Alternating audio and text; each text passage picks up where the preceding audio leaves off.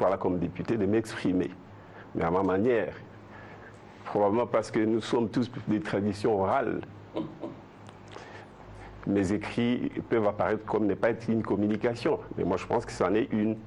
Donc je me suis exprimé par écrit pour donner mon analyse, mon observation fort des moments. Les tribunes, nous sommes à la 11e. Nous sommes à la 11e.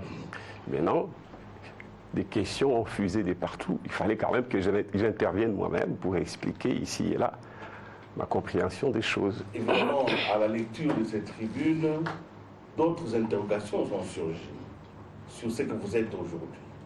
Ces tribunes ont été profondes parce que les faits traités étaient des faits réels, mais le ton utilisé était un ton presque revanchard, critiquant, un ton que utiliserait rarement un membre de la majorité. C'est la question donc que je vais vous poser. Êtes-vous aujourd'hui encore membre de la majorité? La question qu'il fallait poser, ce serait celle de savoir, êtes-vous du parti Lumumbiste unifié? Je réponds par oui. Et si je suis du parti Lumumbiste unifié, c'est que je suis membre de la majorité. Le pouvoir ici, nous avons concourir à celle qui soit là. Et donc nous assumons et les bilans et plus ou moins, disons, les programmes en action, mais aussi les bilans. Mais ici et là, nous donnons notre contribution. Nous allons prendre Rachel Kissita sur cette question-là, de votre parcours. Rachel. Je dois, parce que vous posez la question, suis-je encore membre de la majorité? Oui. Ça suppose que vous voulez dire que mes tribunes, en fait, vous l'avez dit, sont assez critiques vis-à-vis de la majorité. Ça prend même des allures que prennent les propos des opposants quand ils jugent l'action gouvernementale. Oui, n'oubliez pas que j'ai changé de rôle dans l'entretemps. J'étais Premier ministre, membre du gouvernement, donc dans l'action, et que, à la suite des élections de 2011, je suis devenu député. Pas de l'opposition, en tout cas. Mais quel est le rôle d'un Parlement?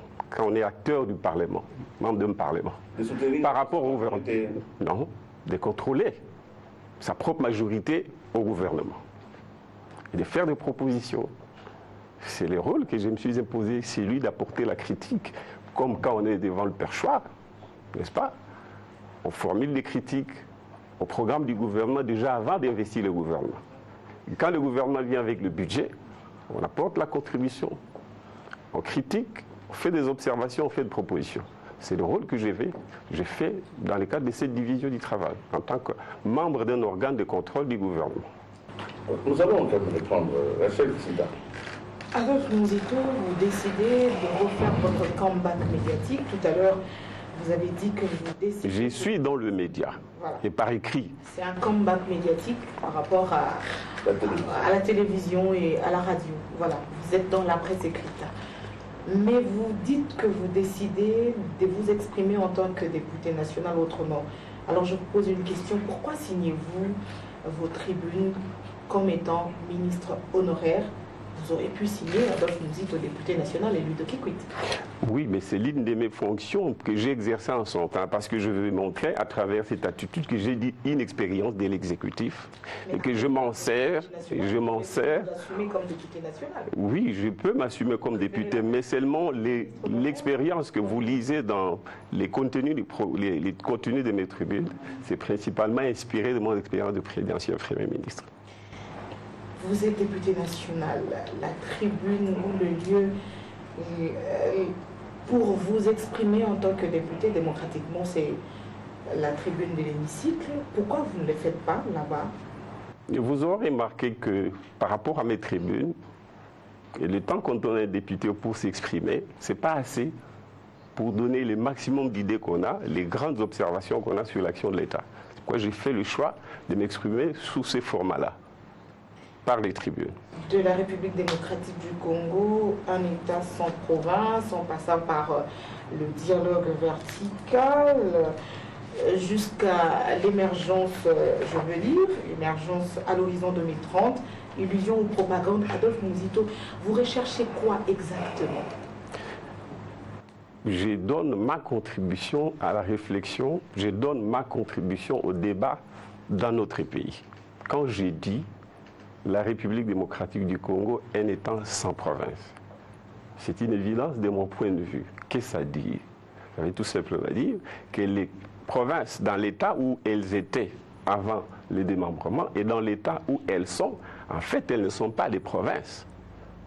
Tout simplement parce que, en regardant les prérogatives des provinces, à savoir les compétences exclusives que sont l'enseignement, la santé, l'agriculture et les affaires coutumières, ces prérogatives sont toujours exercées jusqu'à ce jour par le pouvoir central. Plus critique, vous dites plus loin, le royaume des bornes conduit par les aveugles. Bon, vous allez reposer cette question quand j'aurai fini de répondre à celle-là, à la première. Nous sommes d'accord que les provinces, dans leur fonctionnement aujourd'hui, ne bénéficient pas du pouvoir central, y compris à mon époque, parce que j'avais déjà tiré la sonnette d'alarme. Parce que j'ai écrit à ces propos, parlant des contraintes et difficultés de province, dans les procédures de leur mise en application, j'avais déjà relevé la faiblesse. Et donc, les provinces aujourd'hui restent, avant le démembrement comme aujourd'hui, des simples administrations, sans prérogative constitutionnelle, l'air dévolu par la Constitution, sans ressources, l'air dévolu par la Constitution, c'est des déconcentrations de l'État. Je voulais indiquer cela pour sensibiliser l'élite politique, les dirigeants politiques que nous sommes, pour qu'on accélère la mise en place des provinces telles que décrites par la Constitution. Vous allez continuer, soyez calme. Vous avez encore la parole pour une dernière question sur ce chapitre-là. Mais je voudrais quand même demander à notre invité. Il a publié les tribunes, nous les avons lues, certains les ont publiées dans leur colonne, mais ça vous a quand même valu une suspension au PALU. Votre parti, tout à l'heure vous avez revendiqué votre appartenance au PALU. C'est mal entendu, je suppose que c'était mal entendu, parce que vous n'avez pas commencé à publier ces tribunes pour vous faire exclure de votre parti. Mais comment vous jugez ça politiquement, si déjà votre parti ne comprend pas votre démarche? Non, c'est pas que il comprend la démarche, mais c'est une ligne différente. La direction qui gérait les affaires à cette époque avait une vision différente. Elle estimait qu'il fallait rester dans l'unité de commandement. Et moi, je pense que pour un parti des masses, pour un parti des gauches, les clivages à l'intérieur ne manquent pas. Et je m'exprimais en tant que militant, en tant que cadre du parti, parce qu'en définitive, comme vous le savez, un parti politique, c'est aussi un contre-pouvoir, même si le gouvernement en place, c'est son propre gouvernement à 100%. Et les partis politiques doivent interpeller les camarades qui sont au niveau de l'action politique, au niveau du pouvoir d'État, doivent formuler des critiques pour dire attention les camarades, vous qui gérez l'État, vous êtes en dehors de la ligne pour laquelle nous vous avons confié ces responsabilités. Et, mais je n'ai pas fini de répondre à sa question. Elle a voulu aussi savoir ce que je voulais entendre par les royaumes des bornes. Des bords? Non, les royaumes des aveugles conduits par les bords. Vous savez, notre pays est caractérisé par un grand fossé entre les élites et les dirigeants politiques. Ça s'est traduit par les suffrages que le peuple nous donne. Vous prenez les 10 premiers partis de notre pays, les principales, c'est le PPRD. Il ne pèse que 12% de l'électorat national. Il est suivi, je parle de tous les partis, opposition majorité mise ensemble. Les suivants, c'est 9%, c'est l'UDPS. Suivi, je crois, du MSR. Non, oui, MSR, je crois plus ou moins 4%, avec une trentaine de députés. Ils ont quand même maintenu les caps. Je crois le PALU, mon parti, c'est 3%, etc. Donc vous faites la somme de tous les principaux partis qui aujourd'hui peuvent ou sont supposés parler au nom du peuple. Ils n'ont pas 40%. C'est à peine, ils ont 44%. C'est-à-dire qu'ensemble, ils ne sont pas représentatifs de la majorité nationale. Et voilà que ce sont ces messieurs que nous sommes qui dirigent les pays. Les uns dans l'action et les autres dans la contradiction, dans l'opposition donc. C'est très grave. Parce qu'il y a des pays, y compris africains, pour lesquels si tu n'as que 3%, tu ne peux pas siéger au Parlement. Le principal parti du pays, c'est les PPRD, mis ensemble avec son principal parti d'opposition, l'UDPS, ensemble, ils font à peine 22%. Et si vous les mettez ensemble, ils ne peuvent pas représenter le pays et le peuple. Voilà que ceux qui nous dirigent. Ils dirigent quoi? Ils dirigent ceux qui ont plus ou moins, je mets le principal parti politique du pays, ils dirigent ceux qui ont plus ou moins 55 ou 56% au sein du Parlement. Et le pays avec. C'est une anomalie. Ça signifie que le peuple, finalement, n'a pas donné son pouvoir à ces principaux partis, ni à l'opposition, ni à la majorité. Ça signifie que finalement, le peuple n'est incarné par personne. Mais alors, il est dirigé par défaut. Ce sont des raccourcis, hein? On peut dire que ça vous fait des raccourcis. Parce que le peuple a quand même choisi. Et le choix a été exprimé. même s'il n'a pas pris la majorité de toute la population, encore faut-il que les gens aillent voter et veulent voter. Tout le monde n'est pas politisé. Oui, mais c'est tous les déficits auxquels vous faites allusion tacitement. Et je voudrais quand même vous dire que le peuple a voté, mais il a voté par défaut. Et il a voté les individus plus que des forces politiques, des projets politiques. C'est là où se situent les déficits. Donc, les partis qui nous dirigent aujourd'hui, si vous les mettez, vous les amenez en Angola, en Afrique du Sud, ils seront les derniers partis de l'opposition. La parole doit tourner. Et donc, ça signifie que les pays... Non, quelqu'un d'autre. Ça va, il faut écouter. Je vais terminer par une petite question. Non, vous allez revenir, Rachel. Je n'ai déjà pas encore fini de répondre à toutes vos questions. Vous allez revenir. Une question aussi simple. Vous êtes Premier ministre, personne n'écrit des tribunes pour critiquer votre action ou l'action gouvernementale. Pourquoi vous le faites pour votre ancien ministre des Finances? Vous voulez me mettre mal à l'aise, Matata Pognon? Oui, mais justement, je me plains de ce que quand j'étais au gouvernement, il n'y ait pas un discours alternatif, ni de l'opposition, ni de mon camp politique, y compris pour m'orienter. Il ne faut pas avoir cette approche. Vous savez, encore une fois, on est des cultures monarchiques. On pense, à monarchie, c'est la descendance, c'est la lignée, c'est le communautarisme. Si vous développez une réflexion contraire à la famille, à la lignée, bon, vous êtes un traître. Ici, c'est la République. La République, c'est la séparation de pouvoir. Donc la République sépare déjà, indique, vous serez là pour gérer, les autres seront là pour vous critiquer, et ceux-là pour vous contrôler, et pour vous amener à redresser le chemin. Ils ont cette mission-là, et c'est organisé.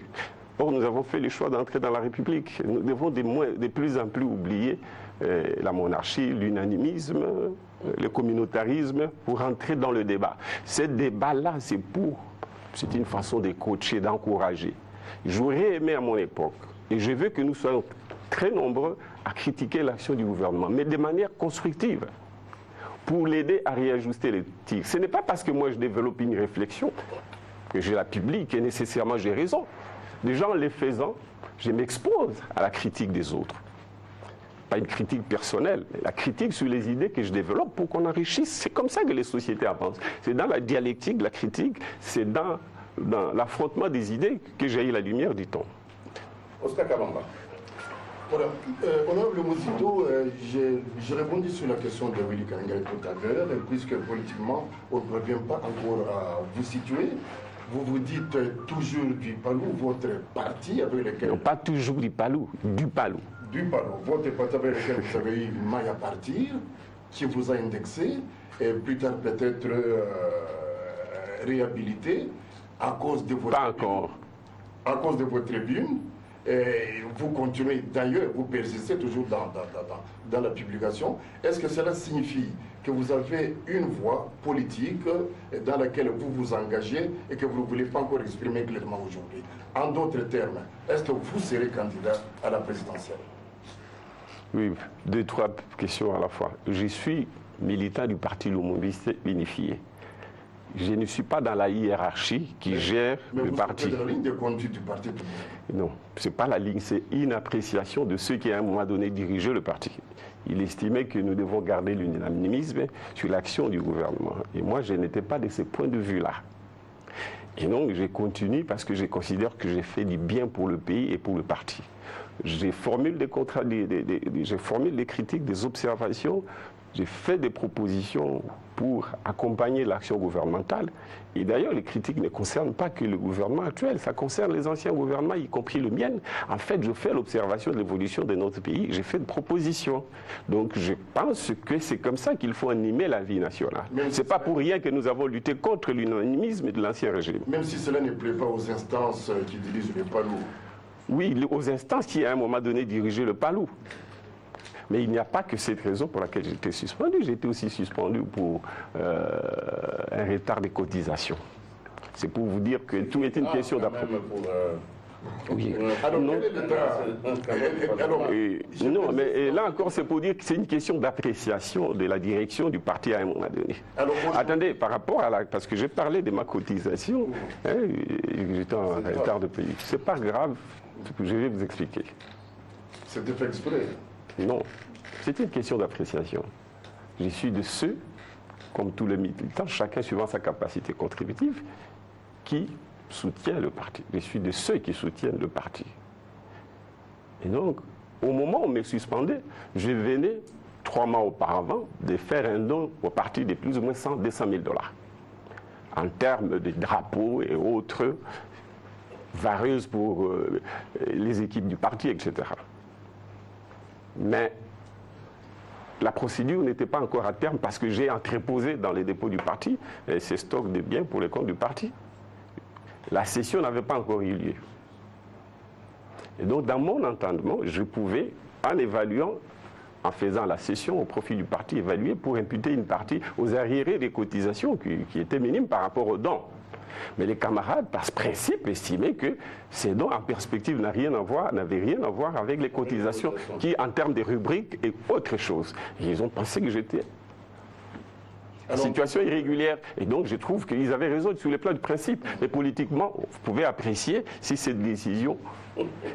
Voilà, donc un peu pour dire que la direction du parti, ceux qui gèrent le parti, peuvent apprécier les choses d'une manière ou d'une autre, mais c'est dans la durée qu'on fait l'évaluation pour apprécier ce que chacun aura fait. Là, je comprends que le climat n'est pas encore assaini entre vous et la direction de votre parti. Est-ce que cela signifie, j'ai encore sur ma question de tout à l'heure, est-ce que cela signifie que vous tracez votre chemin? Donc, je n'ai pas pour cela besoin de tracer mon chemin parce que je n'ai pas été exclu du parti. Je suis suspendu. D'ailleurs, à des fonctions qui n'existaient pas parce que je n'étais que consultant. Une suspension qui dure quand même. C'est curieux. C'est 3 ans. Je crois que j'ai déjà fait 1 an, 2 ans, c'est pas beaucoup pour l'histoire d'un parti. Vous avez fait un recours, donc il n'a pas été accepté. J'ai fait un recours auquel on n'a pas donné la réponse jusqu'ici. Ça signifie que même avec le patriarche, vous êtes en foi? Non, ça n'a rien à voir avec le parti. Ici, nous parlons du parti. C'est lui quand même qui nomme. Oui, mais il est un organe, il anime un organe, il ne faut pas le percevoir. Vous savez, avec Gizenga, c'est lui qui l'avait signé. Oui, ben, ça n'a rien à voir. Avec Gizenga, vous pouvez être en bon terme humainement. Mais quand la direction du parti décide qu'on frappe et qu'on lui montre qu'il y a une faute, il frappe. Donc ça n'a rien à voir avec le rapport. Mais la parole va tourner, Oscar. Ça n'a rien à voir avec... Depuis, c'est une question à laquelle l'honorable Mosito n'a pas encore répondu. Je la repose encore de manière peut-être un peu brutale. Est-ce que vous serez candidat à la prochaine présidentielle, puisque de plus en plus dans l'opinion on en parle? Oui. D'abord, avant de vous répondre, cette question d'être candidat président, c'est une question sérieuse. De manière générale, mais surtout dans un pays comme le nôtre, où il y a quand même une défiance, un fossé entre le peuple et les élites. Nous devons vider les fossés. Le peuple nous reproche, après 55 ans d'indépendance, d'avoir rien fait et d'être à la queue de tous les pays africains. On ne lui a jamais donné cette explication. Pourquoi il est à la queue par rapport à l'ensemble des pays africains. Vous avez dirigé le peuple pendant 4 ans. Ah, bien oui, moi non plus, je n'ai pas pu résoudre. On ne peut pas résoudre les problèmes de ce pays. Justement, c'est cela la problématique. On ne peut pas résoudre les problèmes de ce pays en 5 ans, ni en 10 ans, en 20 ans. Mais on a fait beaucoup de choses, malheureusement. Et c'est là les problèmes du dialogue vertical entre les peuples et les élites. Moi-même, je me reproche une chose. C'est que, devenu Premier ministre, d'abord membre du gouvernement comme ministre du budget, le président de la République, Kabila, annonce sa vision, les 5 chantiers. Ce n'était pas en soi un programme. C'est une vision. C'est à nous, gouvernement. C'était à nous, le gouvernement, de matérialiser cette vision en termes de programme. Et tout devait partir de l'évaluation et de l'état des lieux. La tradition chez nous, malheureusement, consiste, quand on fait un état des lieux, c'est contenter de regarder la trésorerie pour dire voilà l'état des comptes, voilà les réserves d'échange, voilà les soldes du trésor public, mais on occulte l'ensemble des questions sociales, des questions d'infrastructure, etc. Si nous avions fait un état des lieux et dire au peuple, 5 chantiers signifient les routes, mais les routes, il en faut plus ou moins 58 000 kilomètres, routes d'intérêt général. Il en faut 90 000 kilomètres, routes d'intérêt local. Et que pour toutes ces routes, il faut 50 milliards de dollars, et que dans les comptes du Trésor, nous n'avions rien, mais qu'en perspective non plus, sur 5 ans, nous ne pouvions pas mobiliser autant d'argent. 5 chantiers en termes de routes, c'est 3 000 kilomètres de routes.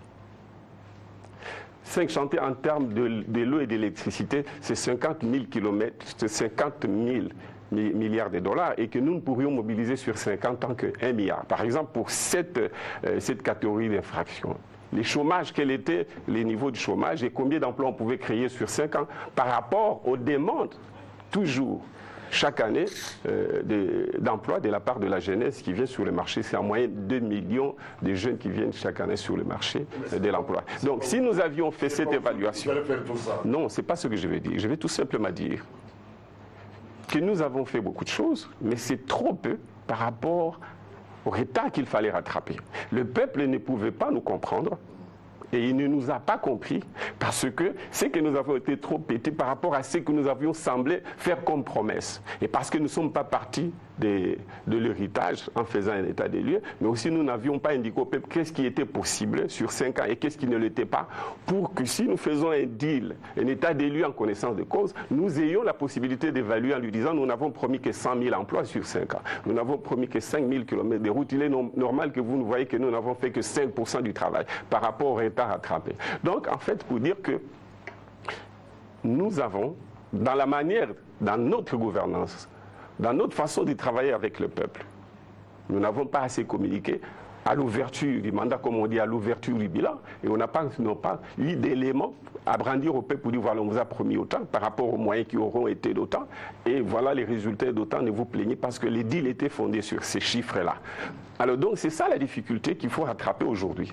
Mais pour répondre à votre question, candidat président de la République, c'est possible, mais il y a un travail de fond à faire. Moi, je n'ai pas envie de devenir président de la République à qui, d'une République, à qui le peuple va demander de manger les fruits d'un arbre qu'on n'aura pas planté avec lui et qu'on ne pourra pas planter en 5 ans. Donc il faut commencer dès maintenant. Moi, j'invite la classe politique, y compris à ceux qui ont des ambitions.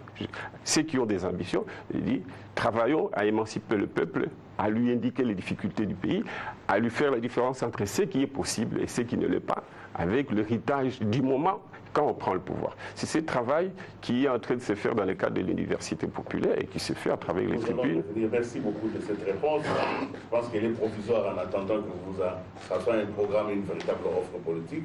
Alors, Ali Talomba va prendre la parole. Adolphe Muzito, vous sentez-vous à l'aise dans votre casquette de député national que celle de Premier ministre hier? C'est des responsabilités que la nation m'a confiées. J'essaie de donner le maximum que je puisse. Oui, vous dites que vous soutenez votre parti, le PALU, mais à lire vos tribunes, on ne sait pas exactement où vous situez, et il se murmure même que vous faites partie de ceux qui recusent, qui remettent en cause l'appartenance du PALU à la majorité présidentielle. Sinon, comment expliquez-vous cette perte d'influence au sein de l'AMP? Oui, mais justement, et quand vous dites nous sommes en train de faire quoi, la majorité? Non, mais parce que d'abord, les majorités chez nous se font sans qu'on identifie les différentes forces en présence en termes de vision et d'idéologie. Et si au départ, cela était le cas, on pourrait s'attendre à ce que tel parti politique ait telle attitude face à tel événement. Il n'existe pas de courant politique tout au moins identifié clairement. C'est la même chose d'ailleurs dans l'opposition, malheureusement. De sorte que quand un parti politique ou un membre d'un parti politique montre la voie ou formule une critique sur l'orientation en application dans le cadre du gouvernement à un moment donné, pour dire attention, c'est pas ça la ligne historique, c'est pas ça l'orientation, et que vous sortez de la ligne, comme ça se passe en France et dans les vieilles démocraties. Vous avez suivi des socialistes qui se sont exprimés tout en soutenant le gouvernement en disant attention le camarade, vous êtes en train d'aller à droite parce que vous accordez beaucoup d'avantages au monde capitaliste sans contrepartie en retour, parce que la politique telle que vous l'appliquez, nous n'avons pas les résultats sur le plan social, il n'y a pas de croissance, il n'y a pas d'augmentation de l'emploi, et tous les cadeaux fiscaux que vous accordez, vous voyez que ça n'a pas de contrepartie. Nous sommes des gauches, il faut augmenter, plutôt pousser la croissance en poussant la dépense, plutôt en augmentant les salaires, déjà en accordant des avantages tels que la population en consommant davantage grâce à une politique de soutien à la dépense, que ça puisse tirer la croissance. Donc, les socialistes, il y a un courant qui définit, mais qui ne signifie pas qu'ils ont quitté la gauche. Est-ce que votre sortie médiatique n'est pas une manière pour vous de donner votre position actuelle, comme l'a fait Moïse Katumbi ou Tchiba Moukalala et les autres? Quelle position? Mais moi, je n'ai pas compris grand-chose de leur position. Parce que moi, j'estime qu'il y a une différence entre quitter son parti parce qu'on a une nouvelle vision qu'on a l'impression que les autres ne sont pas dans la vision, et que par conséquent, on a un projet alternatif. Et le fait de dire, bon, je ne partage pas la position de tel ou tel dirigeant. Moi, je ne pense pas que je peux quitter mon parti parce que nous avons divergence des vues sur les plans. Il faut reconnaître aux autres les droits de voir les choses autrement que moi. Donc, je ne peux pas quitter mon parti pour ça. Et donc, je n'ai pas très bien compris les exemples que vous donnez. J'ai cru comprendre que ces dirigeants ont quitté les partis et parce qu'ils suspectaient, ils sont... C'est très compliqué. Ils ont quitté leur parti parce qu'ils n'étaient pas d'accord avec le chef de parti. Moi, je ne peux pas quitter l'Église catholique parce que le pape aura épousé ou est suspecté de vouloir épouser une seconde femme. Donc, non, mais d'abord, revenons sur ce que vous posez comme question. Donc, j'ai l'impression que les gens ne quittent pas leur parti par conviction idéologique, mais par souci de positionnement. Et moi, je n'ai pas besoin, si je veux être candidat président de la République, de quitter la majorité. Je trace ma voie. Et donc, je défends, je montre que j'ai une ligne qui est nouvelle et je demande aux camarades de soutenir ma vision. Vous allez formuler donc une ambition légitime en restant dans vos convictions. Dans mes convictions. Et j'attendrai que les camarades apprécient si je suis le meilleur pour soutenir cette conviction que nous sommes supposés partager ensemble. Nous avons presque fait la moitié de l'émission. Hein. Vous vous rendez compte de la difficulté que nous avons. Vous avez une route à tracer pour l'opinion. Vous n'êtes pas n'importe qui. Vous avez un bilan, un passé, une image. Donc il se formule dans la tête des journalistes, en même temps des questions sur ce que vous voulez proposer, mais aussi quand même des casseroles qui peuvent vous traîner. Et parmi ces casseroles, quand on parle d'Adolphe Nozito, nous l'avons fait ce matin en annonçant cette émission dans les réseaux sociaux, les gens reviennent pour dire qu'a-t-il fait comme Premier ministre pour qu'il ait la parole aujourd'hui. D'ailleurs, on dit qu'il a eu un enrichissement illicite. C'est un homme qui ne peut pas prendre la parole aujourd'hui. Il y a une image. Quelle est l'image finalement que l'on a de vous aujourd'hui? Quand vous voyez tout ça, je sais même qu'il y a une enquête judiciaire qui a été faite sur vos biens. Où est-ce qu'on en est aujourd'hui? Êtes-vous si riche comme on l'a prétendu? Avez-vous pris tant d'argent à la République? Il y a beaucoup de questions à la fin. Alors vous risquez de m'empêcher de l'aborder, les points essentiels. Donc il y a un problème de votre image pour avoir été en poste comme Premier ministre et tout ce qui a été dit autour de ce poste sur vous-même. Ce qui fait que ça plombe la vérité des paroles que vous pouvez prononcer aujourd'hui. Donc, vous l'avez remarqué, toutes les questions tournent autour de cela. Avant que nous prenions la deuxième partie qui va concerner vos idées, votre offre politique, votre analyse sur la situation, essayons d'évacuer cette question. Oui, merci de me donner l'occasion de... Vous aurez remarqué que je n'ai jamais bronché, je n'ai jamais réagi par rapport à cette critique. Avant d'en avenir, je voudrais que vous me laissiez d'abord, parce que vous avez parlé du bilan, dire un mot de mon bilan. Moi, j'y suis nommé par le président de la République en novembre 2008. Le pays était en guerre. Et même avant la guerre, le pays était en rupture avec la communauté financière internationale. Les FMI qui avaient commencé avec le président Kabila en 2001, venaient de plier bagages au motif que le gouvernement 1+4 avait rompu les équilibres difficilement construite et ne pouvait pas aller en programme avec eux. Il fallait donc discuter avec les FMI pour les convaincre à ce qu'ils reviennent. Mais qu'ils reviennent pour qu'on reprenne avec cette fois-là un programme informel avant d'entrer dans le programme formel. Vous savez, Willy, nous avons une tradition de travail avec les FMI et la Banque mondiale. L'histoire enseigne que les FMI, travailler avec les FMI, c'est payer la dette. Et donc ne pas être en mesure de financer les sociales. On devait réduire les salaires, on devait réduire les effectifs, on devait faire des coupes budgétaires pour le fonctionnement du gouvernement. Mais notre situation était la situation d'un gouvernement qui devait financer la guerre. Qui devait, parce que, rappelez-vous que mon gouvernement était un gouvernement des missions. Il fallait amorcer les programmes de construction des infrastructures. Il fallait financer le social, en même temps financer la guerre, stabiliser les cadres macroéconomiques, ce qui suppose payer la dette, c'est qu'il faut dire garder la stabilité de la monnaie. Ça signifie ne pas dépenser au-delà en créant la surliquidité monétaire et donc relancer l'inflation. Voilà des objectifs contradictoires qui exigeaient des moyens et une certaine discipline.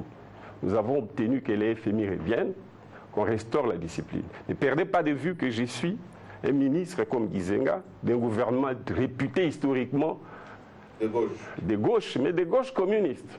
C'est ça l'opinion ici au pays et la société internationale. Que non, on n'a jamais été communiste, nous sommes nationalistes. Nationalisme au sens traditionnel, pas les nationalismes type occidental. Parce que les Occidentaux, ils ont construit leur société, ils ont construit les valeurs, et ils ne veulent pas être aliénés par les entrées des autres. Ils ne seraient plus, c'est la tendance au repli, chauvinisme. Nous, notre nationalisme, c'est la construction d'une identité parce qu'on n'aura pas été une nation. C'est un défi vis-à-vis de soi-même pour éviter qu'on soit une juxtaposition des communautés, des tribus. Il faut créer une identité. Devenir une nation, ça suppose des conditions économiques, etc. Donc, nous sommes nationalistes, mais en même temps des gens disciplinés. L'histoire de ce pays montre que tous les programmes avec les FMI ont échoué. Nous sommes les premiers, par principe, par discipline, avec Gizenga. Ils sont partis avoir montré à l'Occident qu'ils s'étaient trompés de nous, à notre propos, que nous sommes des gens disciplinés, mais qui n'ont pour vocation que de faire de ce pays une ex-colonie, plutôt à la place créer une nation. Et donc, on a stabilisé la monnaie en même temps qu'on payait la dette. On a augmenté les salaires. Nous avons trouvé un salaire de 5-6 $. On a augmenté jusqu'à 50 $. Dès la première année. Et d'ailleurs, j'indique en passant, nous sommes partis d'un budget que j'ai élaboré parce qu'au début, j'étais ministre du budget. On est passé du budget de 800 millions de dollars pour les Congo à cette époque. Il faut jeter les fleurs aussi au gouvernement 1+4 parce qu'il a trouvé le pays avec un budget, je crois, de 300-400 millions de dollars. Nous sommes passés à 1,7 milliard. Donc on a presque doublé. Et ça nous a permis, contrairement à l'opinion, et nous on aurait aidé l'Occident à se réconcilier avec ces peuples et l'Afrique pour montrer qu'ils n'étaient pas des démons, mais qu'ils étaient tout simplement des gens avec des principes et que nous devions nous aligner sur les standards internationaux. Puisqu'on a doublé les budgets de l'État, on pouvait augmenter les salaires, sans qu'on se sente obligé, comme on a fait croire, de réduire les salaires. Parce qu'on, sous prétexte qu'on travaille avec les FMI. Donc les FMI ne signifie pas compression des dépenses. Le FMI dit que vous dépensez dans les limites de ce que vous pouvez réaliser. Et puisqu'on a doublé le budget avec Gizenga déjà en 2007, on a dû augmenter le salaire. Ça n'a pas existé dans ce pays depuis de nombreuses années, de telles augmentations. Nous avons commencé à faire face aux échéances financières vis-à-vis de nos partenaires multilatéraux et vis-à-vis du FMI d'ailleurs. J'ai jeté fleurs à mon équipe, y compris le gouverneur de la Banque centrale de l'époque, c'est vraiment une bonne équipe. Donc, stabiliser la monnaie, payer la dette, sans recourir à la planche à billets, augmenter le salaire, commencer les infrastructures en même temps qu'on devait financer la guerre. S'agissant des infrastructures, nous avons obtenu un accord entre les deux puissances, l'Orient et l'Occident, c'est-à-dire les FMI et la Chine, que nous puissions nous désendetter, qu'on obtienne les désendettés, mais les désendettements en même temps que nous pouvions nous endetter auprès des Chinois. Parce qu'après les désendettements, nous avons atteint des conditions de soutenabilité de notre dette additionnelle. Aucun gouvernement ne l'avait fait avant nous et aucun gouvernement ne l'a fait après. Parce qu'après nous, c'était le déluge. Bon, nous allons y revenir après, mais continuez d'abord à parler de vous-même. Mais justement, c'est pour dire que nous avons travaillé dans la discipline, en respectant la procédure de passation de marché, la chaîne de la dépense. Et nous avons réussi, toutes les revues ont été concluantes avec les FMI. C'est ce qui a débouché à l'annulation de la dette. Nous sommes passés d'une dette de 14 milliards à une dette de 5 milliards. Mais d'où que n'a rien fait? Mais parce que je n'ai pas communiqué. Mais parce que je n'ai pas gesticulé. Vous savez, quand on a des vides à combler, on utilise les artifices. Je n'avais pas besoin. Je pensais que les gens pouvaient apprécier. Mais aussi, les gens ont apprécié. Poser la question dans la rue, on vous le dira, d'expérience des journalistes, qu'avec Tangwamozi, tout le monde a circulé. On vous le dira. Attendez, on le dira. Maintenant, tout ça ne pouvait pas plaire. Il fallait me détruire. On a dit, Mozito, enrichissement illicite. Mais tout ceci venait de mon bord politique. Mozito, enrichissement illicite. 200-300 maisons. C'est même intellectuellement ingérable, 200 maisons. Et même matériellement difficile à construire. Alors, une enquête. Une enquête a eu lieu avant qu'on en arrive à l'enquête. Tout ça venait de mon bord politique. Il fallait me bouffer. Il fallait me bouffer parce que vous ne faites pas bouffer les autres, quoi. Il fallait me détruire. On a dit, il s'est enrichi illicite, mais on n'a jamais dit cet enrichissement, c'est sur compte. Parce que toutes les accusations dont les autres ont fait l'objet, c'est dit dans les ONG, etc., curieusement, ils n'ont pas fait l'objet d'enquête. Moi, il y a une enquête, comme vous l'avez rappelé si bien.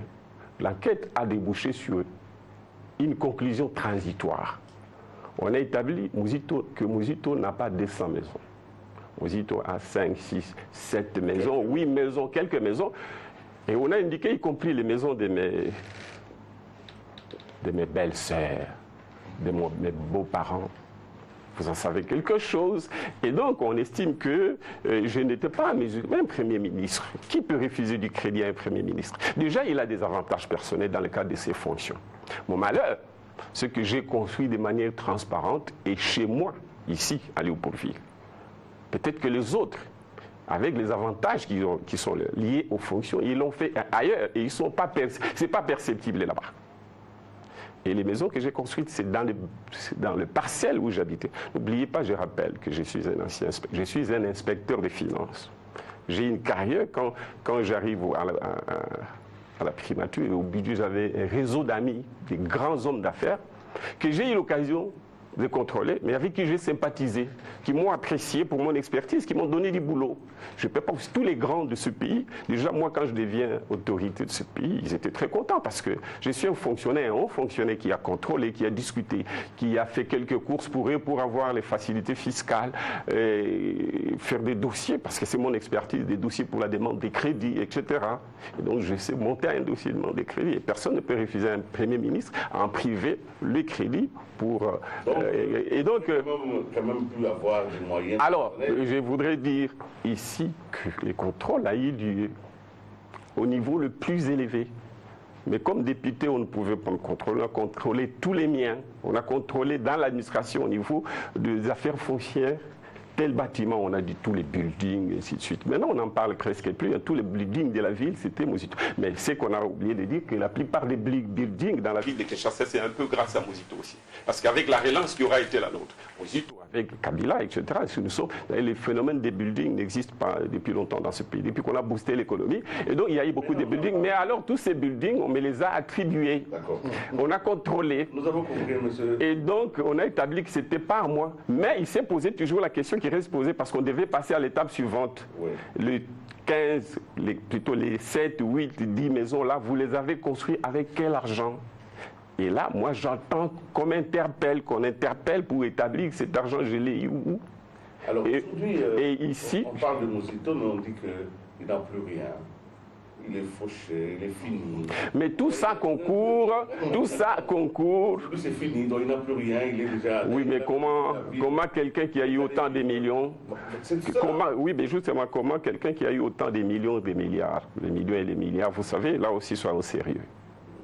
Alors moi, je voudrais, si le confrère... Vous ne me laissez pas répondre.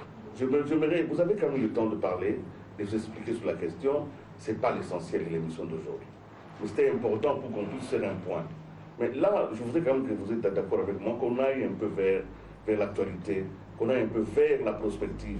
L'actualité, c'est ce dialogue, c'est la fin de cette année, c'est l'angoisse qui règne dans le pays.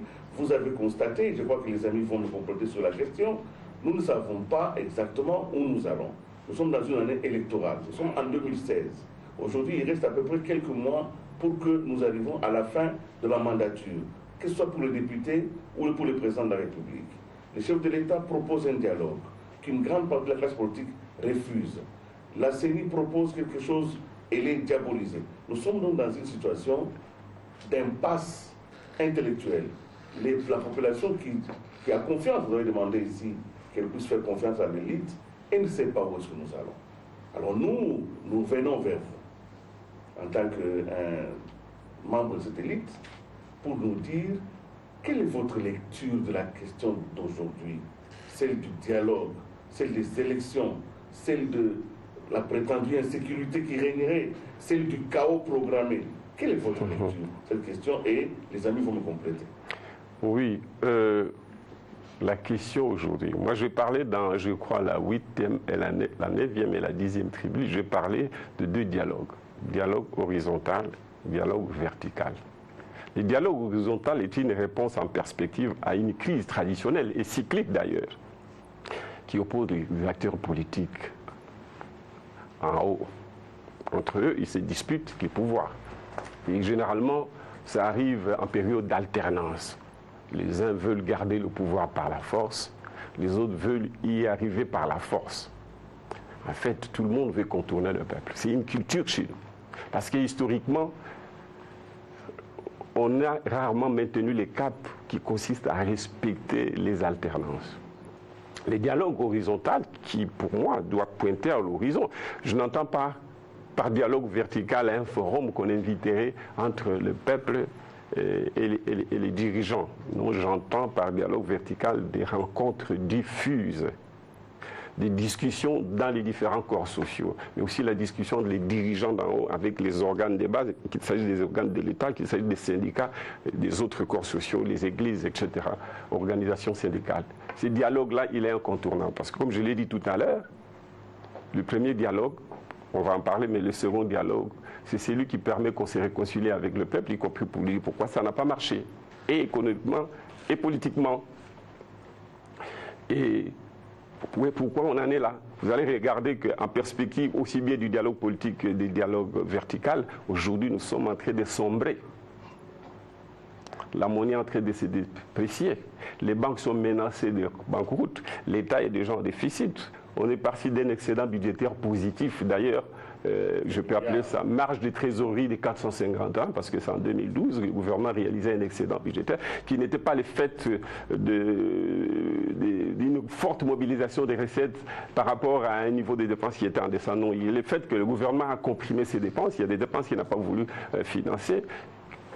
Entre autres, y compris pour stabiliser la monnaie, entre autres ici pour prévenir un certain nombre de dépenses en perspective, dont les élections. On est parti de cet excédent. Aujourd'hui, on est à plus ou moins 150 millions de dollars de déficit pour l'année 2015, plus ou moins.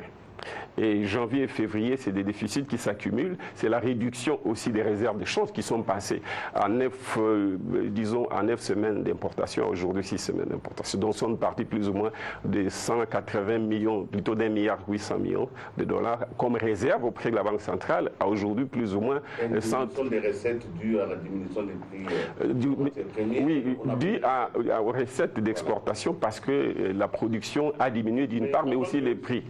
Et donc, ces dialogues, il faut expliquer au peuple. Voilà. Parce que nous n'avons pas de voie de sortie aujourd'hui si nous ne faisons pas ce que j'appelle les troisièmes dialogues avec la communauté internationale, dont nous sommes mal séparés et nous continuons à ne pas avoir de bonnes relations avec elle. Pour les élections, nous faisons quoi? Pour les élections, moi je suis convaincu qu'aujourd'hui, il y aura des élections dans le délai.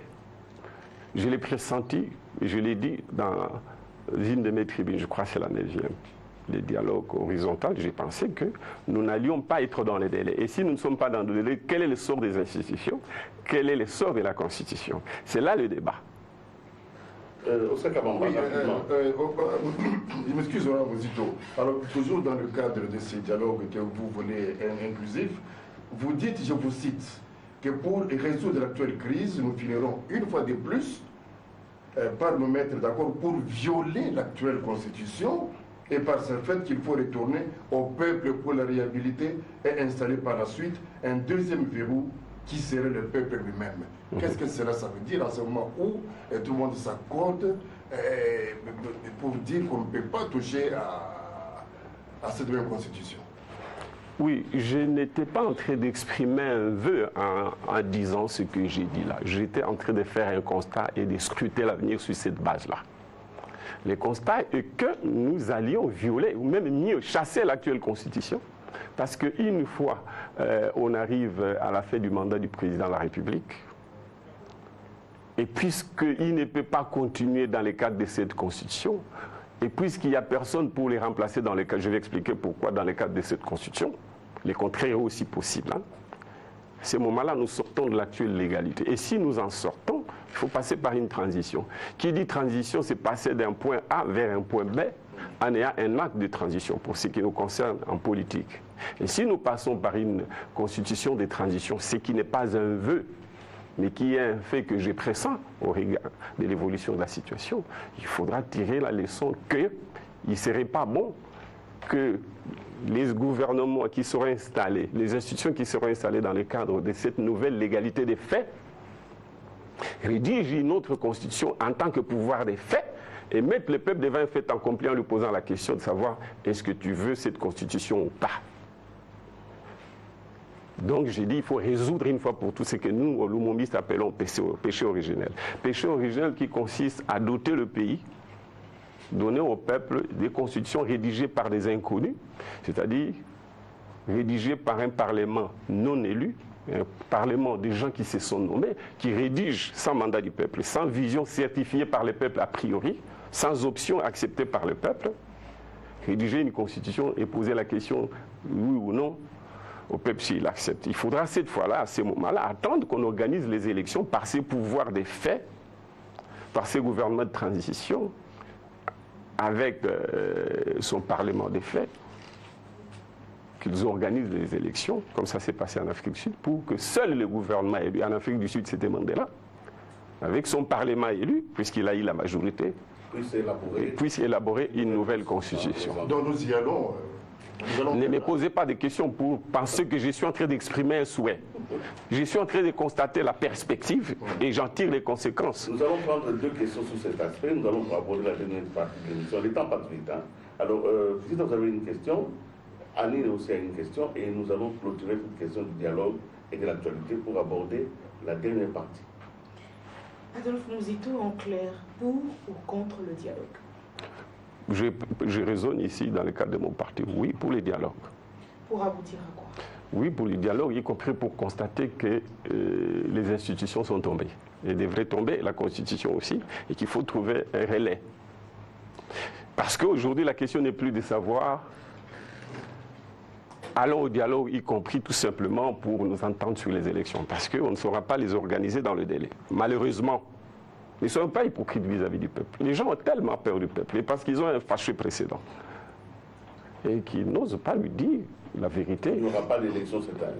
Il n'y aura pas, de mon point de vue, c'est pas c'est pas un souhait que j'exprime, mais je constate qu'il n'y aura pas d'élection. Parce que là, fondamentalement, pour quelles raisons? C'est pas moi qui réponds à la question, j'essaie d'interpréter la présentation de la CENI. La CENI nous a dit qu'il faut un minimum d'un mois, plutôt d'un an et demi pour les fichiers, pour enrôler les nouveaux majeurs, enrôler les compatriotes qui sont à l'étranger, et tout ça. Mais j'ai entendu aussi le G7 dire qu'il fallait revoir la configuration de la CENI. Je ne sais pas si j'ai mal lu dans une de leurs déclarations. Ça signifie qu'il faut prendre 2-3 mois pour nous mettre d'accord sur la nouvelle CENI qui va faire le fichier électoral, qui va faire l'enrôlement des nouveaux majeurs. Et donc, puis je connais cette classe politique parce que j'ai été de toutes les batailles.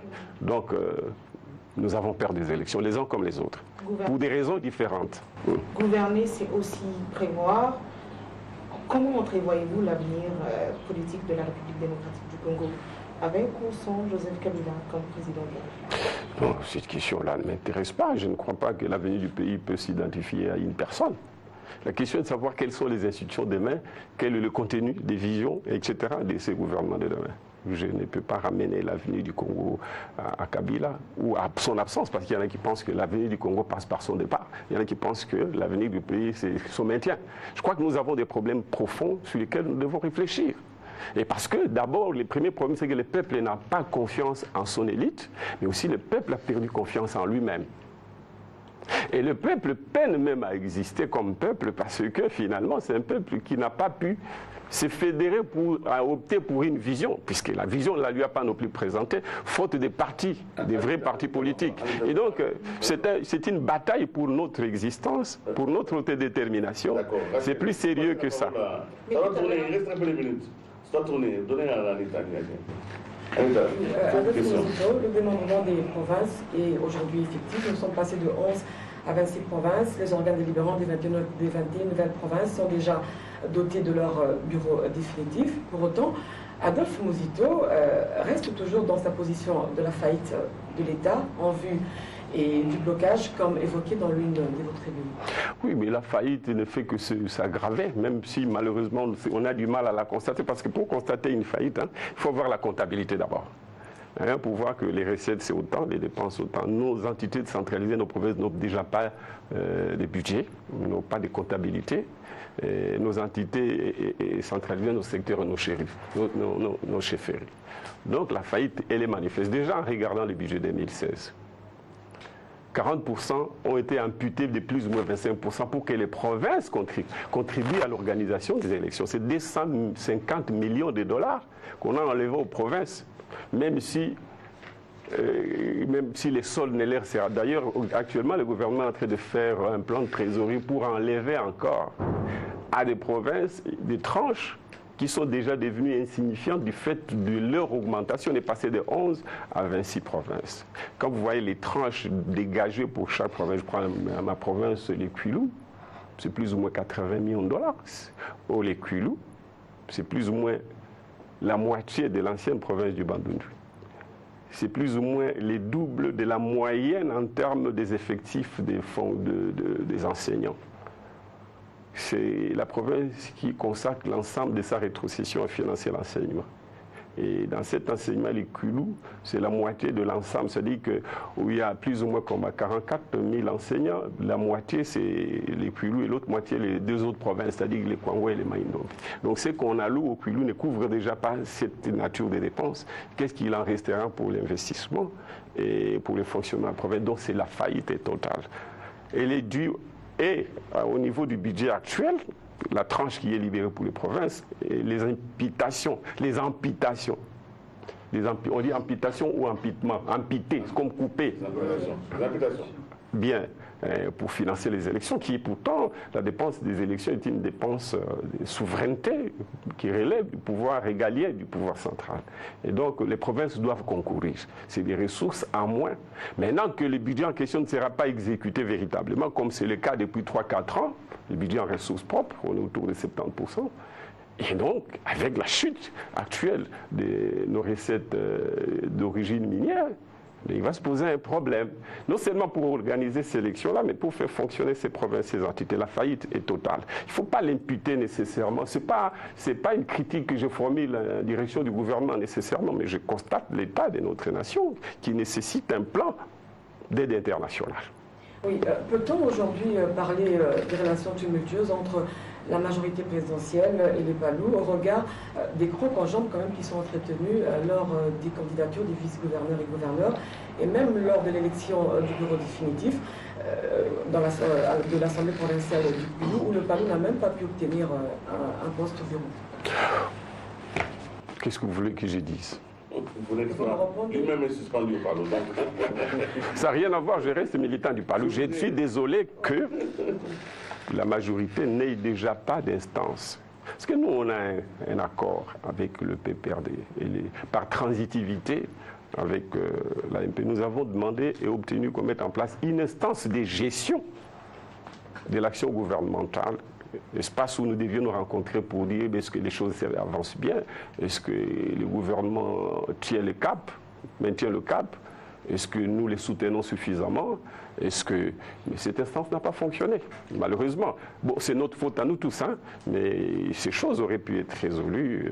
Et c'est malheureux parce que nous avons un deal historique qui nous a mis ensemble, le président Kabila et Gizenga. C'est vrai que ce n'est pas un accord stratégique qui nous lie dans la durée, mais c'était un accord préélectoral qui a fait que le Palou n'a pas présenté des candidats en 2011. C'était d'ailleurs logique, ce n'était pas normal que vous souteniez un candidat alors que la Constitution disait Gizenga lui donnait 2 mandats et que vous présentiez un adversaire pour battre campagne contre lui et donc contre votre propre bilan. On a dit, nous ne pouvons pas présenter un candidat en 2011, mais nous espérions que nous allions maintenir les caps pour l'avenir, quitte à ce que nous, présentant un candidat, les autres apprécient, parce qu'ils sont libres, ils étaient libres, présenter de nous soutenir ou pas. Mais j'ai l'impression que les choses n'ont pas très bien fonctionné. Je ne sais pas dans quelle mesure c'est rattrapable. Nous allons aborder la dernière partie qui nous reste à peu près 5-6 minutes. Ce n'est pas beaucoup. C'est une première émission. Vous allez rester longtemps sans parler. Les questions sont inépuisables, les réponses seront aussi comme ça. Mais à vous entendre parler, d'ailleurs c'est la dernière partie de cette émission, vous constatez la faillite, tout va mal, là où vous n'êtes pas, c'est mauvais, là où vous étiez, c'était bon. On peut vous faire cette critique-là en disant, mais lui, C'est bon quand il est là, quand c'est mauvais quand il n'est pas là. Mais la question sérieuse, c'est la question de l'émergence. D'abord, il faut que j'évacue, parce qu'il ne faut pas... Non, non, s'il vous plaît, je vais évacuer. Je vais évacuer... Non, non, je ne vous laisse pas. Vous allez me permettre de répondre à cette question introductive. Ce n'est pas une question. Si. Vous allez répondre. Non, c'est même mieux qu'une question, c'est une affirmation. Je vous en prie. Bien. Jules Lepay est en faillite, mais je dis dans mes tribunes que c'est une faillite congénitale. Mais que malheureusement, la première génération des politiciens n'a pas pu évaluer. Quand nous entrons, d'ailleurs dans les ateliers du Palou, ça a été dit, quand nous devenions indépendants, déjà 5 ans auparavant, les Belges n'investissaient plus parce qu'ils se savaient partis 5 années après. Nous avons hérité de cette faillite. Mobutu nous l'a légué. Seulement, nous essayons d'en sortir. Nous étions en train d'en faire. La faillite, c'est quoi? La faillite, c'est l'incapacité pour une personne physique ou morale de faire face à ses obligations à court terme, principalement. Aujourd'hui, savez-vous que sur 500, 600 000 enseignants, nous ne payons que 350, 400 000 enseignants. Les autres, on ne les paye pas et pourtant, ils pressent pour le compte de l'État et ils ont un contrat avec l'État. Savez-vous que beaucoup de fonctionnaires dans la magistrature, nous sommes incapables de payer ça. Nous accumulons des arriérés. C'est parce qu'on n'est pas encore un état de droit, on est un état de droit en construction que nous nous permettons cela. Si ces messieurs étaient syndiqués, c'est là l'intérêt des forces tampons que sont les forces sociales, les syndicats. S'ils étaient organisés en force réelle, ils auraient mis le gouvernement en genoux. Et si le gouvernement n'aurait pas été capable de payer le salaire, c'est comme ça s'est passé en Grèce. Nous avons près de 2 milliards de dettes vis-à-vis du secteur privé national, puisque nous ne payons pas ces dettes. Ces dettes-là, ce secteur privé ne peut pas donner sa contribution à l'augmentation de la richesse. Mais comme ils ne sont pas une force organisée, ils n'ont pas réussi à mettre les dirigeants, y compris à mon époque, bien entendu, les dirigeants, ici je raisonne en dialecticien, les gouvernements en position de se voir obligés de chercher l'argent ailleurs. Et moi, je pense que nous sommes en faillite. Je ne pense pas qu'on puisse développer une économie, je dis bien, développer une économie en partant d'une situation de faillite. Il faut sortir de la faillite, c'est un préalable, avant même d'amorcer les autres étapes, y compris la construction des infrastructures. Alors donc, faillite, pas seulement avec Matata, même si elle s'amplifie parce qu'il a rompu avec les partenaires extérieurs, faillite congénitale, faillite que j'ai laissée, que je lui ai léguée. C'est facile de remonter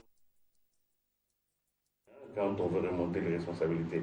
Mais ma question est celle-ci, et je crois que... alors, quand vous faites une analyse, vous êtes nationaliste, vous êtes un lomombiste, vous faites une analyse pour que nous puissions sortir de la faillite, on vient de parler, mais on sent que vous suggérez encore qu'on aille chercher l'argent à l'extérieur. Vous voulez encore que ce soit l'Occident qui vienne encore nous prendre à la main, alors que tous les efforts qui ont été menés depuis quelques années sont des efforts intégrés. C'est la force intérieure. D'ailleurs, il y a même un fonds, un mot qui est usité. On parle même de fonds propres.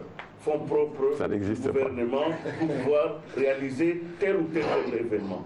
Comment un nationaliste peut, comme principe intellectuel, soutenir le dialogue avec les néocolonialistes? Le néocolonialisme a prévalu dans un rapport de force déterminé. Et je crois que nous sommes en train d'aller vers notre autodétermination. C'est un long processus. Donc ça ne sert à rien de revenir à ça. L'impérialisme a existé et existe. Les multinationales, qui sont l'expression de l'impérialisme, ça existait? Non, il ne s'agit pas de ça. Déjà, les multinationales, y compris les États occidentaux, s'en plaignent. Il était normal pour un jeune État qui se plaigne dans un rapport de force où il était faible. Et aujourd'hui, la vision, c'est de dire comment apprivoiser, domestiquer les grands capitales pour qu'on s'en serve, qu'on la mette au service de nos intérêts. Bon, voilà, non. Nous ne sommes pas, on n'a pas fait de sacrifice pour obtenir l'annulation de la dette dans les proportions qui auront été les nôtres, pour rester dans cette situation de virginité financière. La virginité, vous savez, le Congo est vierge en fait, hein? C'est-à-dire que la forêt est vierge, les finances publiques sont vierges, c'est-à-dire qu'elles ne sont pas grévées d'hypothèques, et avec la virginité, vous ne pouvez pas procréer. Vous vous vanterez de la virginité, mais il ne faut pas se plaindre de ce que vous n'ayez pas la progéniture. Il faut être fécondé par les autres, parce qu'ici, au monde sur Terre, Dieu n'a pas fait en sorte qu'il y ait une personne physique ou morale qui puisse se suffire. on a toujours quelque chose que les autres n'ont pas. Et on a toujours besoin de quelque chose que les autres ont. Nous n'allons pas chez les Occidentaux pour chercher l'argent seulement. Nous allons chercher leur argent en même temps que nous leur disons de venir chercher ce que nous avons qu'ils n'ont pas et qu'ensemble on crée la richesse, qu'on se la répartisse. La dette n'est pas une mauvaise chose. Donc vous prenez un endettement? Je prends un endettement, mais pas seulement l'endettement, la possibilité de mobilisation des ressources dans le cadre du partenariat public-privé, mais un endettement qui est réciproque, qui est réciproque entre nous et le monde. Si vous êtes d'accord avec nous, on va vous... Nous prenons l'endettement parce que je ne vais pas vous laisser passer un message négatif dans l'opinion. Nous avions 15 milliards de dollars, 14 milliards de dettes. Aujourd'hui, nous avons 4 milliards, alors qu'on a besoin de centaines de milliards pour faire les routes qui permettront qu'on crée la richesse, y compris pour rembourser la dette. Nous n'allons pas léguer aux générations à venir cette virginité des forêts denses, et même des jeunes sans travail, et donc sans endettement. Retenez, un jeune Belge a une dette de 50 000 dollars par an qu'il doit rembourser, en même temps qu'il a un revenu, celui qui travaille. En moyenne, un revenu aussi de 50 milliards de dollars. Donc il est riche mais endetté. Nous devons choisir être riche et endetté ou être pauvre et non endetté. Très bien. Donc nous sommes allés à l'annulation de la dette pour créer les conditions d'un bel endettement. Et parce que nous en remplissons les conditions, aussi bien en termes de la hauteur du budget actuel qu'en termes de notre PIB et de notre balance de paiement, nous sommes capables de financer un service de la dette à hauteur de 1 milliard de dollars, avec en contrepartie un endettement qui nous permet de financer des infrastructures qui vont permettre qu'on crée plus de richesses et passer d'un budget aujourd'hui de 40 milliards à un budget de 150, 170 milliards de dollars. Parce que le potentiel y est, il s'agit seulement de les féconder. Merci. Anita, une seule question. D'accord. Adolphe Mosito, aujourd'hui, en termes d'indicateurs, le taux de croissance se situe à plus ou moins 8%, soit au-dessus de la moyenne africaine. Le taux d'échange au-dessus de la moyenne africaine. Au-dessus de la moyenne africaine, merci. Le taux d'échange est stable en dépit de quelques... Il est en train de sombrer. En dépit de quelques dépréciations, justement, que nous constatons actuellement sur le marché. Et qui risque de se pérenniser. Qui risque de se pérenniser. Je vais terminer ma question, s'il vous plaît. Le taux de chômage a sensiblement baissé. Il a été quand même revu un peu à la baisse. N'est-ce pas là la maîtrise du cadre macroéconomique fourni par le gouvernement Matata? Pardon? N'est-ce pas la maîtrise du cadre macroéconomique fourni par le gouvernement Matata? Il y a quand même là, mais moi je pense que la maîtrise... Les efforts qui ont quand même été fournis. Je n'ai pas cette impression, malheureusement. On a arrêté avec les plans de construction des routes et de l'ensemble. On ne mobilise pas les ressources extérieures qui devaient financer les infrastructures. On ne mobilise pas à 100%, ou tout au moins à un niveau plus ou moins acceptable, 80-90, les ressources propres. Et le gouvernement aujourd'hui, avec un budget de 6 milliards de dollars, devait avoir un 12e mensuel de 500 millions de dollars à aligner en moyenne par mois. Mais plus ou moins les prévisions sont largement en deçà. Non seulement les prévisions au plan des trésoreries sont en deçà, mais aussi le niveau d'exécution est faible en recettes, mais surtout les niveaux de dépenses sont au-dessus, de sorte qu'on entre dans un gap. Les ressources en termes de devises étaient en train d'augmenter, aujourd'hui elles sont en train de baisser et les banques commerciales sont en situation, en cessation de paiement, sont en difficulté compte tenu de la dollarisation de l'économie. Ça signifie quoi? Ça signifie que les banques commerciales, puisque 90%, 95% de leurs dépôts sont en devises, quand il n'y a pas assez de devises qui entrent dans le pays en termes d'avoir extérieur net, mais les banques ne peuvent pas faire face aux demandes de crédit, mais aussi aux sorties de fonds de la part de leur clientèle. Et parce que dans l'entretemps, le gouvernement bloque un peu l'expansion monétaire, et parce que le gouvernement lui-même doit se financer et pour combler son propre déficit, il ne peut pas ouvrir les deux ventes. Je ne crois pas que la situation soit bonne. Donc moi je constate que la stabilité du cadre économique n'a pas été la contraction de l'augmentation des recettes du gouvernement, mais a été le fait de la réduction des dépenses de l'État. Ce qui d'ailleurs, puisque l'État quand il prélève 500 millions de dollars dans l'économie au titre d'impôts, il doit renvoyer cet argent en dépensant.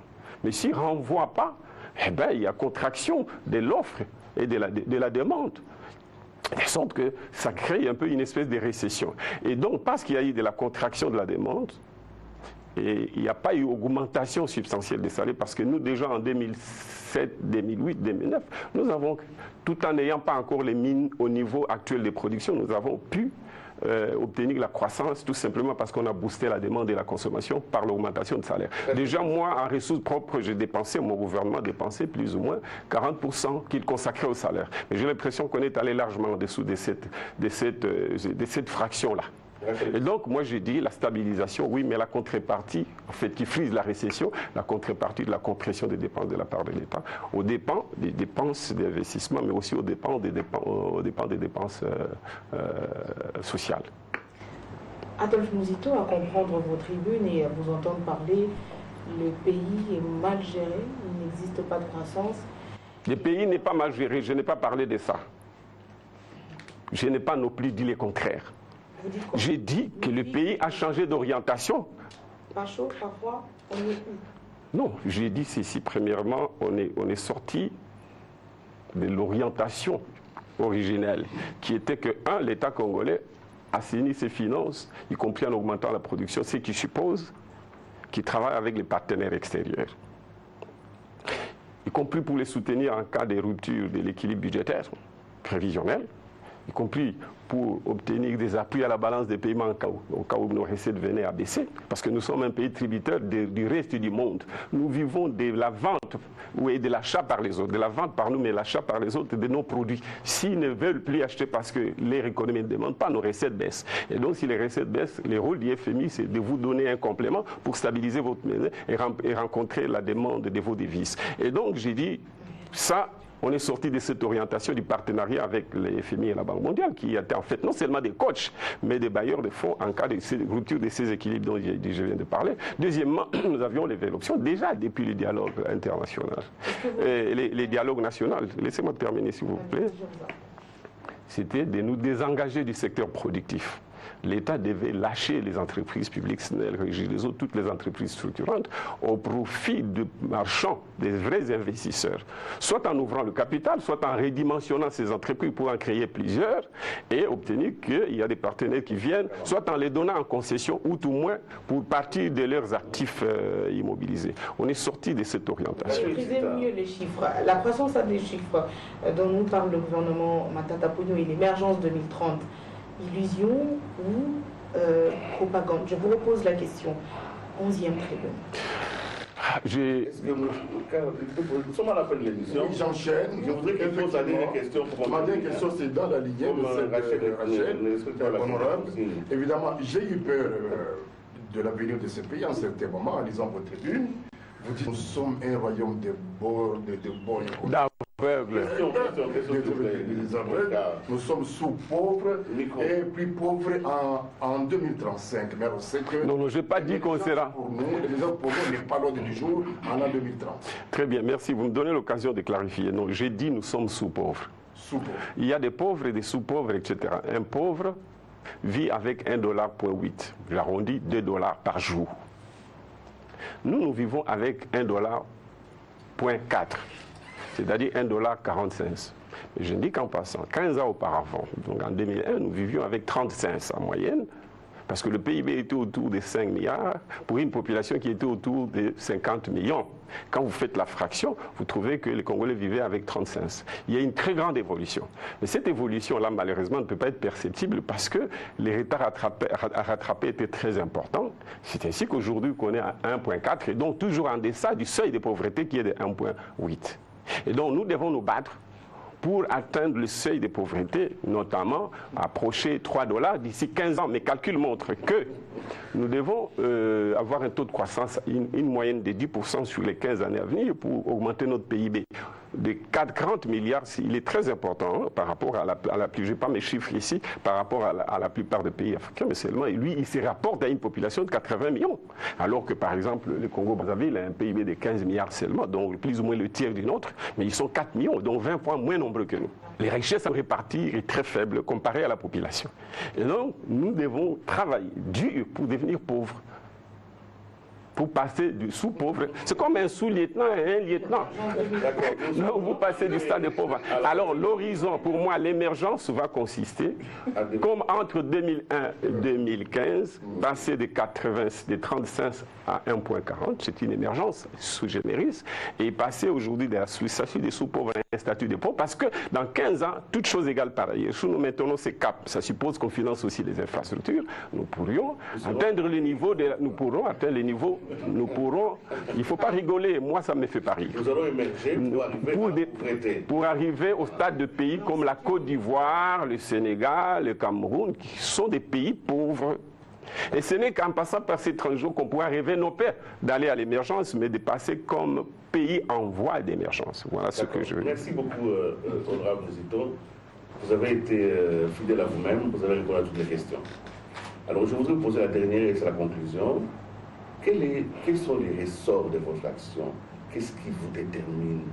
Malgré les critiques, malgré les suspensions du pro-parti, malgré tout ce qu'on a comme colibé, vous restez là, debout, en train de vouloir agir vers la fin. Quel est le ressort?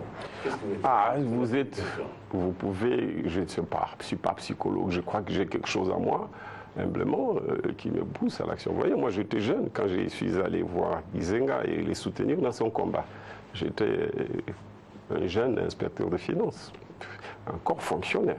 Mais je me suis mis à sa disposition pour le coup. Donc il y a quelque chose dont je ne suis pas très conscient, peut-être que vous pourriez m'aider à ces propos. Je pense que par rapport à ses parcours, aux côtés de Gizenga, un grand résistant, l'histoire rendra compte. Et il aura été injuste avec lui.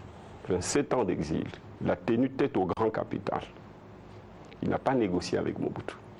On a dit qu'il n'était pas ici, mais il ne pouvait pas être ici, on allait les manger par le régime, qui pouvait aussi accepter de lui donner un poste, parce que Mobutu a donné le poste à tout le monde qui le voulait, hein, quels que soient les degrés d'opposition. Il a dit non. Nous, on l'a suivi dans un contexte difficile, d'oppression. Et nous avons soutenu cette lutte-là. Maintenant, on est passé à une nouvelle lutte. Celle-là est celle de libération. Celle-ci, c'est celle d'un défi, nous libérer contre nous-mêmes, relever les défis de la construction du pays et de son développement. Et donc, nous pensons que nous avons quelque chose à donner, humblement, qu'on a reçu d'élus, mais aussi de notre formation universitaire. Moi, j'ai fait, en sciences économiques, j'ai fait l'économie publique. J'ai fait les finances publiques. Et je n'ai travaillé que chez l'État. Les privés, je les ai connus dans le cadre de mon boulot d'inspecteur de finances et de contrôle. J'en ai fait des amis aussi. Je travaille avec Gizenga. C'est une chance historique, il ne faut pas la perdre. Du moins, nous devons tout ça aussi au pays. Donc je me sens une responsabilité de contribuer et d'accompagner ce peuple. Et comme vous le faites, comme nous le faisons nous tous. Merci. Merci de cette déclaration. Ceux qui ont les oreilles l'ont entendu. Nous avons fait notre devoir de vous poser des questions sur votre conviction, sur votre démarche. Et nous avons recueilli vos analyses sur la situation du pays. Merci donc d'avoir eu cette activité républicaine et surtout d'avoir contribué à cette émission.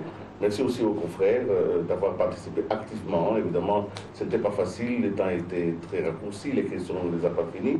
Mais surtout aussi, je prends la promesse que nous vous retrouvons régulièrement pour que vous puissiez donner ce que vous pensez avoir reçu aussi de votre propre histoire. Merci aussi aux amis téléspectateurs, mais surtout à cette équipe technique qui nous a acquis ici à Bibois où nous sommes pour cette émission. Nous espérons que vous allez la suivre et que vous allez réagir parce que nous voulons ainsi faire réagir la population sur ces questions essentielles de notre nation. Au revoir et à la prochaine.